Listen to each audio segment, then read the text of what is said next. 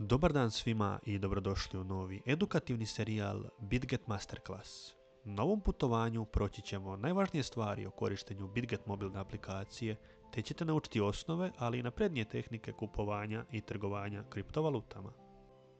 BitGet je globalna kriptomjenjačnica osnovana još 2018. godine. Poznata je prije svega po visokoj sigurnosti, intuitivnom sučelju te po širokoj ponudi trgovinskih alata. Osim naravno klasične kupovine i prodaje kriptovaluta, BitGet nudi i napredne funkcije poput futures trgovanja, margin trgovanja te copy tradinga, što je prije svega njihov zaštitni znak. Sa više od 20 milijuna korisnika diljem svijeta, BitGet je postao definitivno jedna od vodećih platformi za kriptotrgovanje. Pruža podršku za stotine kriptovaluta i više trgovinskih parova, a omogućuje korisnicima jednostavnu i efikasnu razmjenu digitalnih sredstava. BitGet je dizajniran za sve, od početnika do iskusnih trgovaca.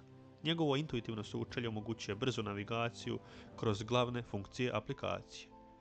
Od najvažnijih značajki izdvajamo spot trading, naravno klasično trgovanje kriptovalutama sa trenutnim nalozima, zatim futures trading omogućava trgovanje uz polugu za one koji žele aktivnije sudjelovati na tržištu, te copy trading, funkcija koja omogućuje početnicima da prate i automatski kopiraju strategije iskusnih trgovaca.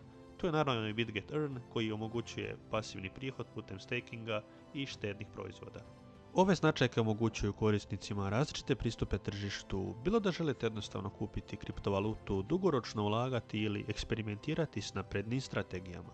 Da biste koristili BitGet, prvo morate naravno preuzeti mobilnu aplikaciju. Dostupna je za iOS i Android sustave, a instalacija je vrlo jednostavna i brza.